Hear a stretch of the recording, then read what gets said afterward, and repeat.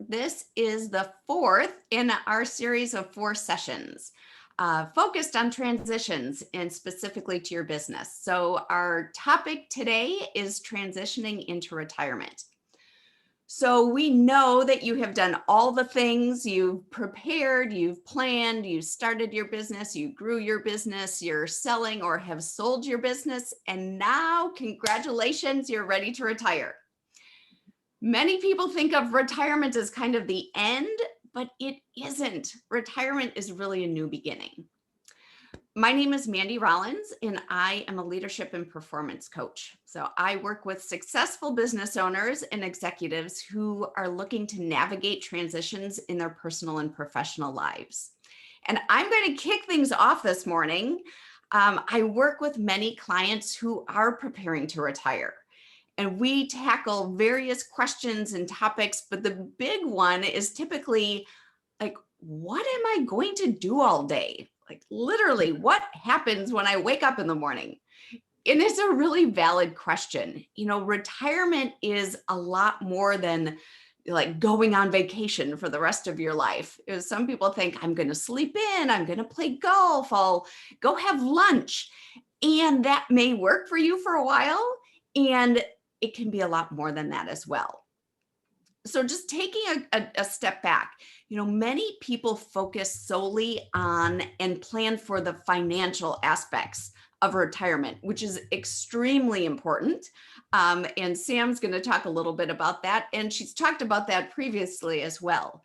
But if you're solely focused in basing your retirement on a specific number, like I need to have this much money or these type of assets, really you can lose focus on the other aspects of retirement. So there's a lot more to retirement than just having the money to live the lifestyle you want. It's really important to understand what is the lifestyle that you want and how do you create that. So just like your business, planning and preparation are key. So typically I work with clients on designing their retirement life in kind of 5 different areas or buckets. And some of these buckets overlap. But in general, the first one that we focus on is having a purpose and adding value to society in a different way. You know, you're used to living your life and having a purpose and adding value in your business. And it's really important that you have a reason to get out of bed each morning. So some people call this spiritual well-being. Other people just like to focus on, you know, what is my purpose? Why do I get up each morning? The second area is around social connections and relationships. So, you know, spending time with your family, spending time with friends. You know, are your friends retired now as well? Are you able to spend time with them? Or do you need to make new friends? And what are those environments that you really thrive in socially? A third aspect is your physical well-being. So do you have a healthy diet? Are you exercising? You know, have you been to the doctor? Are you managing any chronic conditions that you have? But really planning for what you want your physical well-being to be during retirement. A fourth area is around intellectual stimulation. So having the opportunity to learn new things. You know, a lot of people, once they sell their business, still like to have some work that they're doing. So it could be volunteering. You know, maybe you get a board seat or you become an advisor for other business owners. But really creating ways to purposefully, you know, continue that intellectual stimulation is really important in retirement. And then the fifth area is around recreation. And again, this kind of can touch on some of the other areas, but are you doing the things that bring you joy? You know, maybe you decide I want to travel in retirement, or I want to focus on my hobbies, or I'd like to go hiking.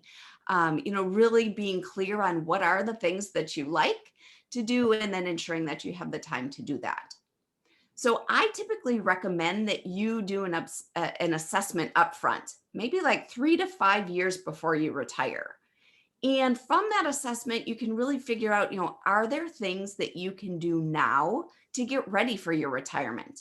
maybe you realize, gosh, I don't have any hobbies, or, I used to do photography 20 years ago, but, I haven't picked up a camera, and gosh, all the technology is different. So maybe you take a class on photography, or maybe you decide, I see all these people playing tennis. I'm going to take some tennis lessons. But think about, what are the things that you can do now to help set yourself up for success when you do retire? A lot of people say, well, I'd like to move or live in a different part of the United States or the world, for a few months during retirement. So do you know where that is? Maybe for the next 5 years, you take a month if you're able to work remotely, and, you spend some time in different places. And while you're there, really envision, could I see myself living here for 3 or 4 months out of the year? So I think the key is to start this work early. It allows you to experiment before you retire, and it can help you create a routine and build habits. So when you wake up in the morning, you know why you're waking up, you know what you're going to be doing for the day. And you have those things planned. Some people really like schedules, other people not as much. So, you can have lots of flexibility, but having something planned during your day can really help you live and thrive in your retirement. So I think it's important that we talk about the money aspect next, because it really is an area where a lot of people focus. And you need to make sure that you're financial and legally set up to actually live the retirement lifestyle that you want. So next, I'd like to introduce Samantha Holoka. Sam is a wealth management advisor with Northwestern Mutual. She joined Northwestern Mutual in 1999. After becoming a mother in 2009, Sam followed her passion to help professionals successfully juggle demanding family and leadership roles.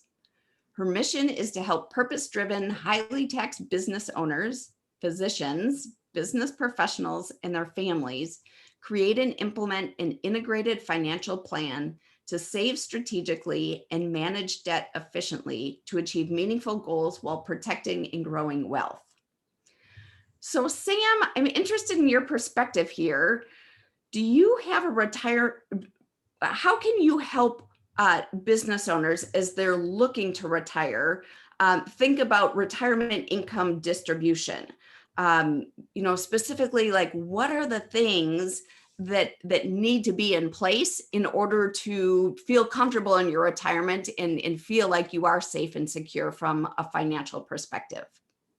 Sure. Well, thanks, Mandy. And we definitely want to make sure that we have that clarity around the lifestyle too, right? Is it similar? Is it not similar? Is it more expensive, right? Do we travel, twice a year now, but we really want to travel 4 times a year, right? Just having a good clarity around that is so important. And then money is really supposed to be the means to get there, right? My goal with my clients is to make sure that money is not an issue when they get to retirement. Yes, we have to meet about it. We've got to talk about it. We've got to make sure it's arranged properly so that we can distribute from their assets and their accounts what they want to be able to live that lifestyle. And so I think the biggest thing that we want to figure out with our clients is where their boundaries are. There's an analogy that we like to use that's very applicable to retirees. It's very similar to children going out to play at recess. There was a study that was done on children as they go out to recess, and if there's no fence line or no clear boundaries on where they're to play on recess, what they found is that most of the kids would stay close to the building and close to the rest of the group when they're out on recess, even though they may have this acre that they could play on. And then they did a study on, well, how do the children react or play and behave when they have a fence line around that playground.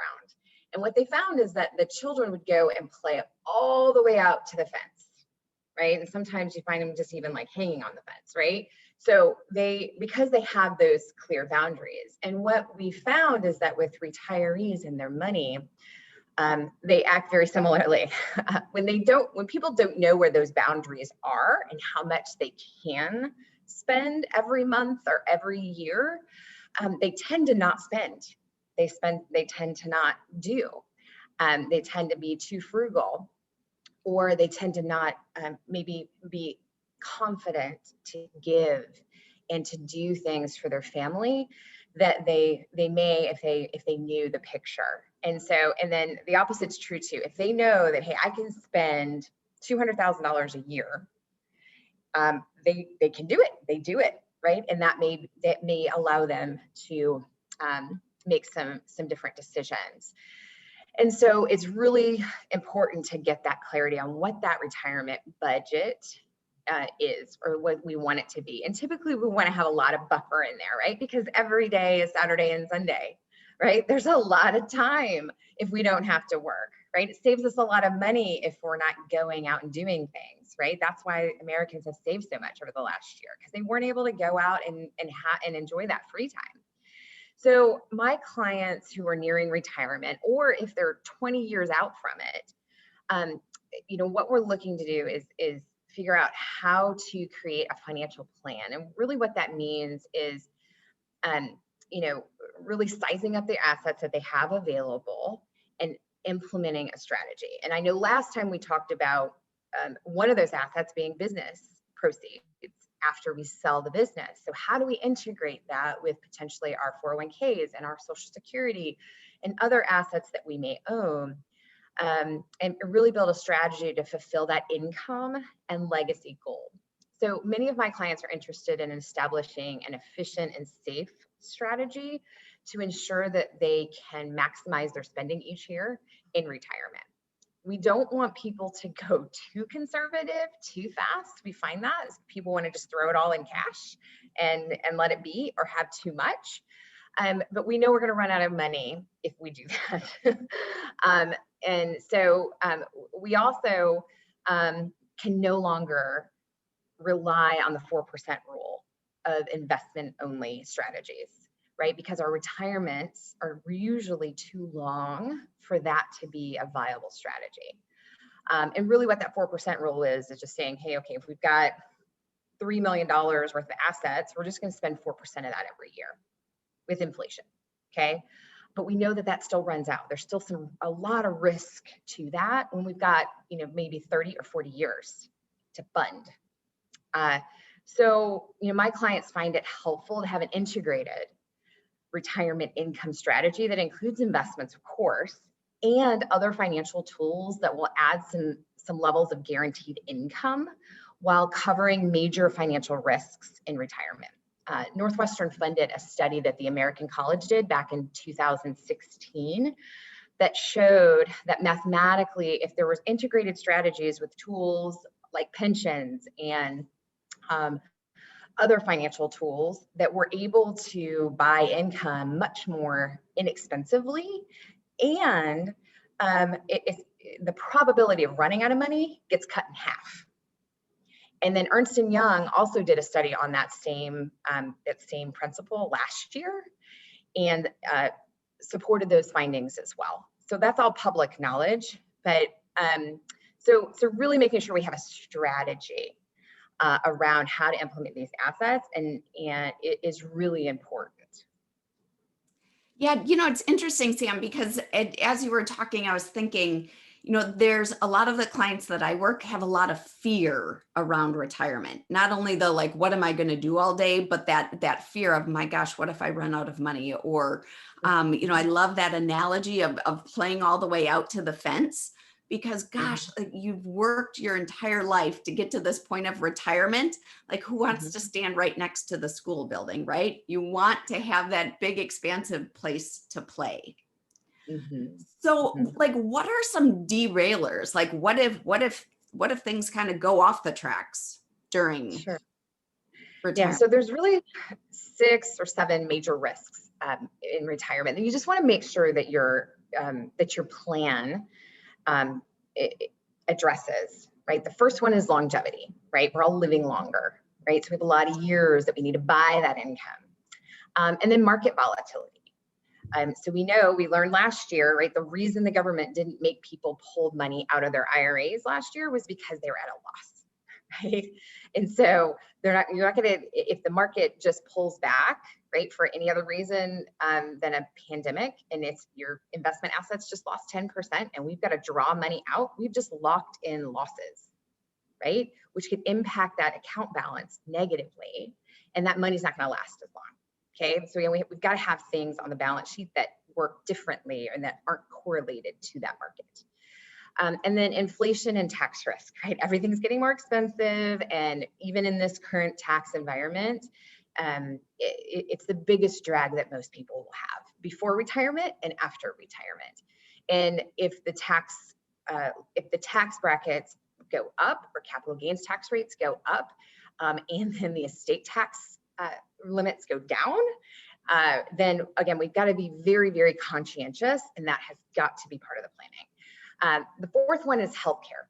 So a lot of us have healthcare that's paid through our businesses, or it comes out of our check before we get it, but it's definitely going to be a bill. So it needs to be incorporated and probably added to the budget if it's not something that we're thinking about right now. Even when we are able to qualify for Medicare, most of my clients have a $500 to $700 bill every month in supplemental health care. And then long-term care is the fifth one, right? So that's just the things that healthcare is not going to cover, right? If we just get a little frail. Well, 70% of 65-year-olds today will need some sort of care like that while they're living in retirement.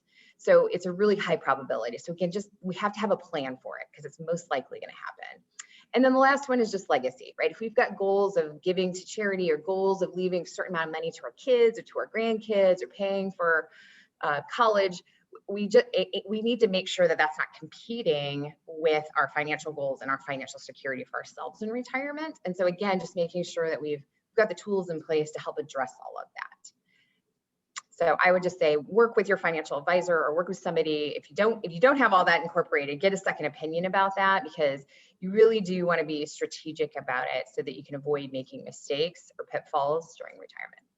Yeah, I was just going to say that exact same thing. Like, there are so many moving parts there. And I know that, legislation changes and it's not like,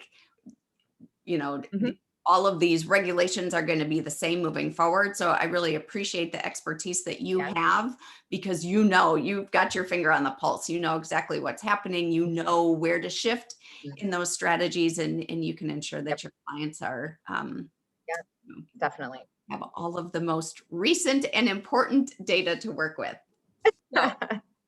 So you were speaking about legacy, and so I'd like to transition over to Cherish, and I know that many of you know Cherish.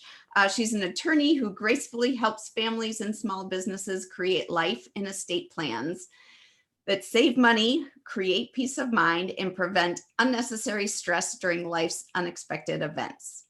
So, Cherish, a question for you. I've got a couple, but the first one, how can individuals protect from long-term costs and planning? So I think it's an important point. I deal a lot with multi-generational families. Usually it's the small business owner in their early 40s to 50s. And they have a thriving business, usually a medical practice or a legal practice. And they're thinking about either their parents or themselves.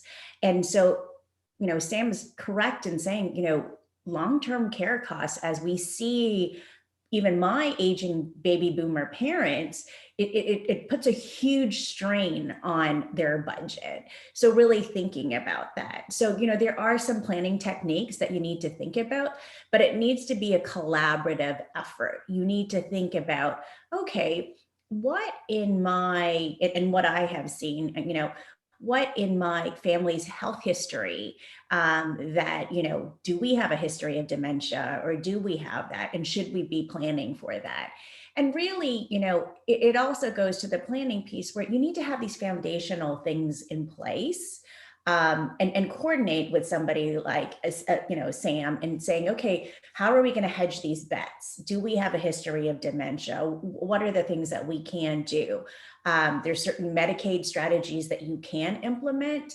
But then there's also, for our more affluent clients, long-term care policies or things that you can do, but that involves planning, and it isn't, planning, you need to do it ahead of time. It can't be, I've seen plenty, and it breaks my heart because, you have a family who's in crisis and they need those long-term care policies or those strategies, but you can't implement them if you're not planning. So that is something that you definitely need to do with your financial advisor, and really coordinate and figure it out.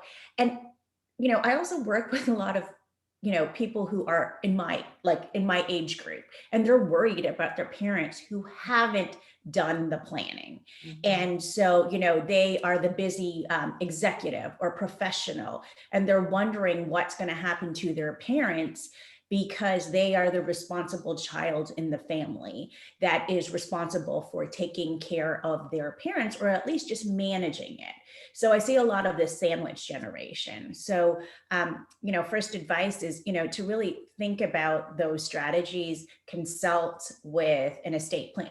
And as you know, I have these discussions with my clients, and then consult with somebody like Sam to figure out what that plan could potentially be.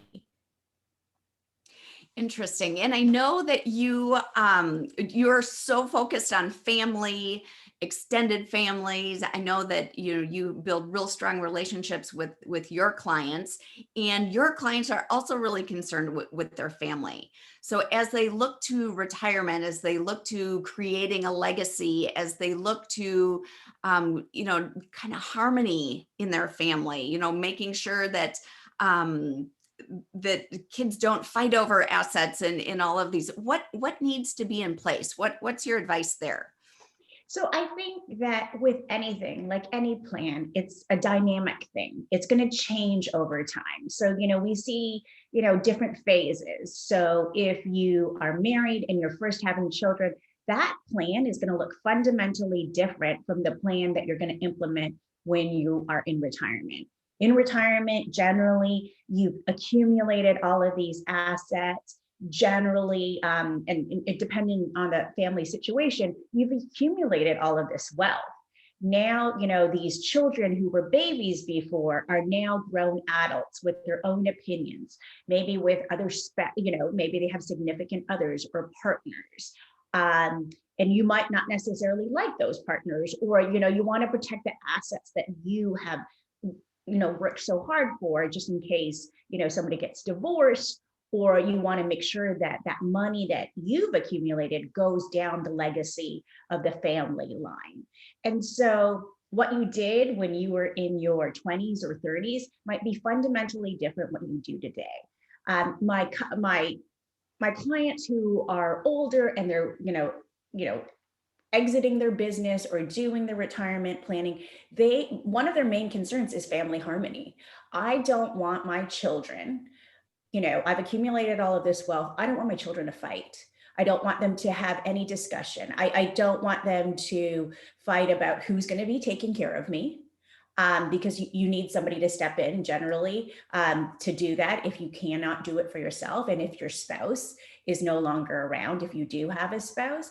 And then also just really, if you have a family business, or you have a business where there's these different individuals who have different roles, like how can we make sure that the family, even if I am not around, will still want to get together for holidays, want to, raise their children together, all the cousins getting together. So those are the kinds of conversations we're having.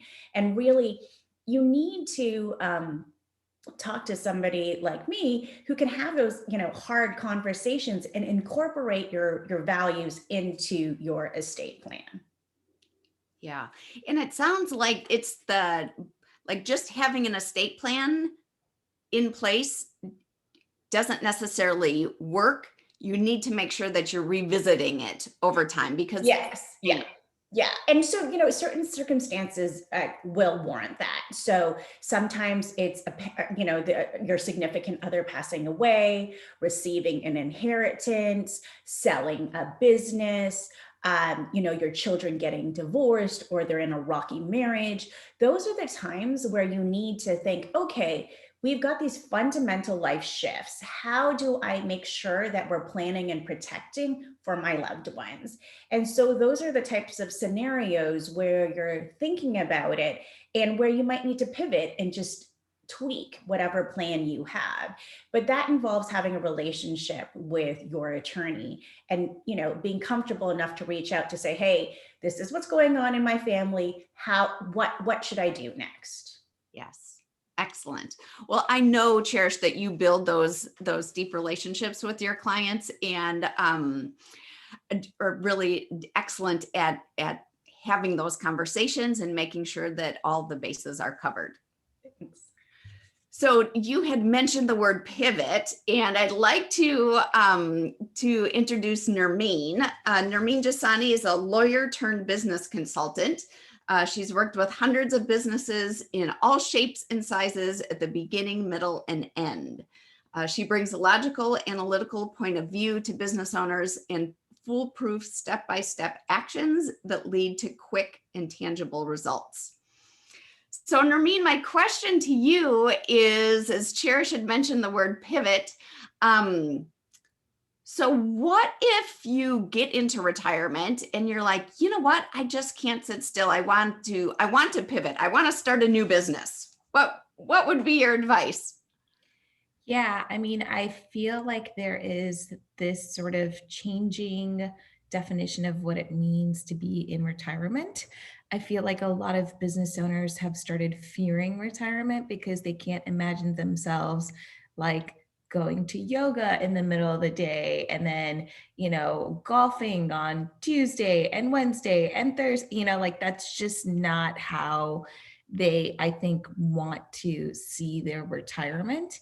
So for an opportunity where, let's say you sell your business and it's outside of the family and you are no longer involved, what you can always build into a package like that is, as you're exiting, have the conversation of, hey, how about I stay on as an advisor for a couple of years? You can stay in the business without being there for 100 hours, without having all of the decision-making responsibilities that you once had and the stress that comes with that, of course. And you're just sort of involved in an incredibly limited capacity, but you still have the sort of structure of going to the office, but maybe just 2 days a week instead of the normal 6 days a week that you might have done prior to selling your business, right? So, that's definitely one thing that you can consider even before you sell your business and even before you officially exit and step into retirement. Now, there are many, many, many business owners that, once they're in retirement, they are sort of doing the retirement thing, the golf every day a week, the yoga 6 times a week, whatever that looks like for that individual, they're doing that. And then that gives their brain sort of downtime.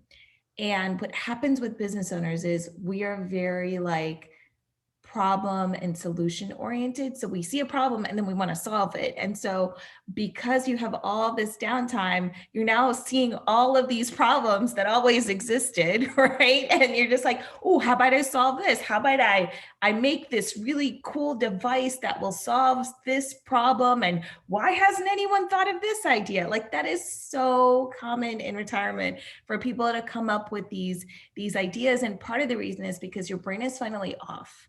And so you're giving it rest and now you're able to see things with fresh eyes. And you as a business owner have always been someone who's going to try to solve problems. And so now you're seeing problems and now you're like, okay, how do I solve this? Now, should you then start another business? I mean, that's truly up to you. Definitely have a conversation with your financial planner, because if it's going to cost money to start that business, if it's going to come out of your retirement, you definitely want to have a conversation with them prior to doing that. You also want to make sure that you are talking to your spouse, your significant other, any children that you have, because you don't want these retirement plans to then be put on hold, where you guys have been building towards, we're going to go to Italy for 3 months, and now you can't because you've got this new business idea, right? That's going to require you to be here instead of Italy.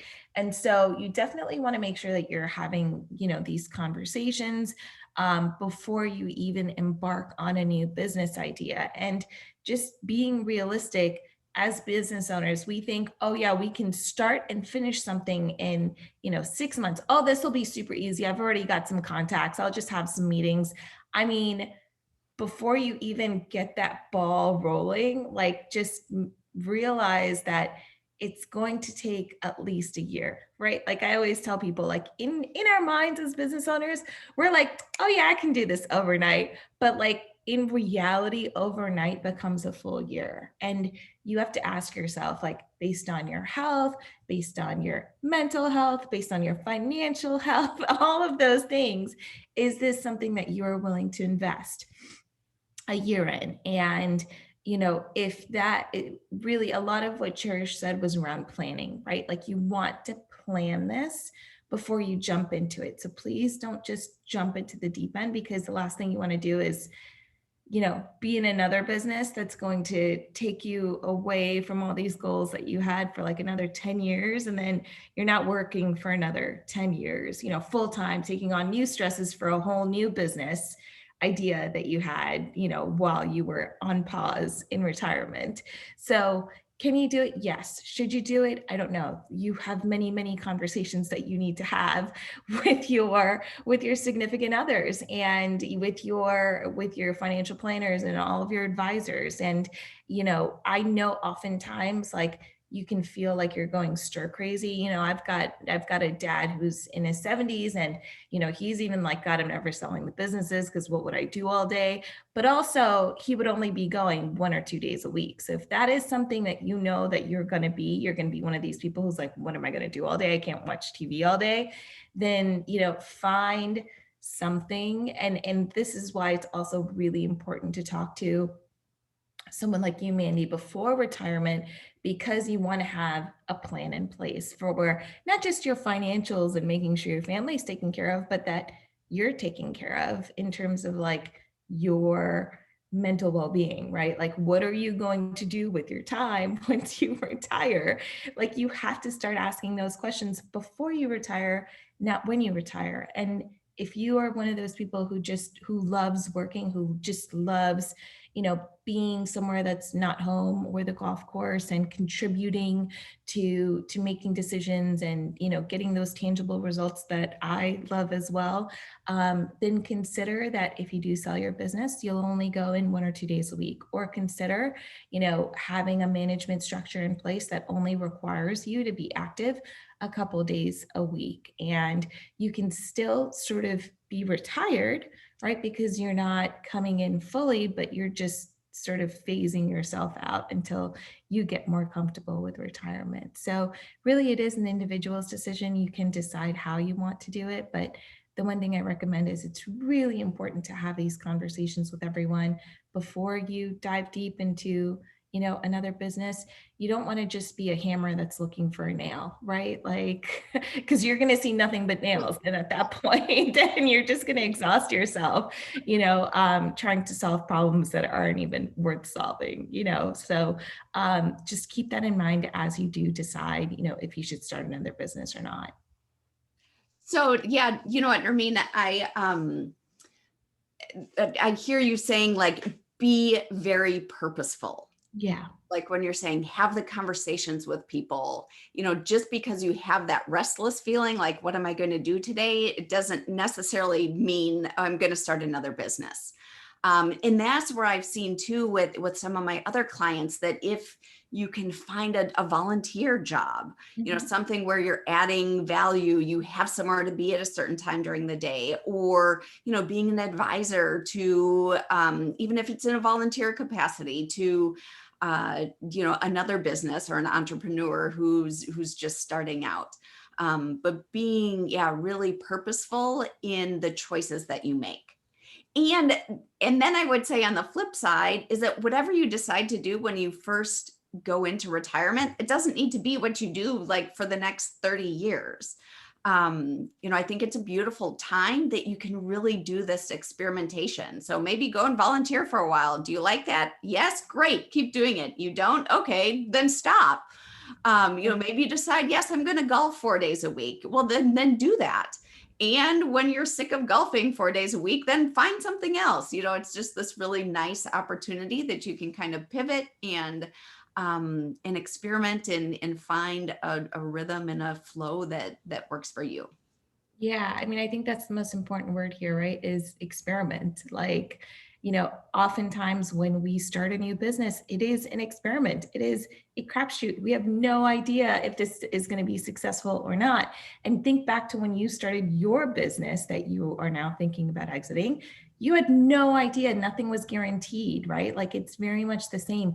Your retirement is going to be an experiment. Be flexible. Don't say this is exactly what's going to happen. Just sort of have some fluidity in it, and let yourself try out different things in retirement. But if you feel yourself pulled back to the business world, you can be a mentor, you can be an advisor, you can start another business, you can go in part-time. There's so many different ways of structuring things these days. Yes. Yeah. Sometimes people like to use the analogy of like, you're writing this new or this last chapter of your life in retirement. And it's almost like, it's not a chapter, it's like a part with multiple chapters, right? When you think of retirement, it can be so many different things at different points in time. Yeah, exactly, Mandy. Exactly. Awesome. So I'm just wondering, are there any questions on the chat or any other questions that have come in?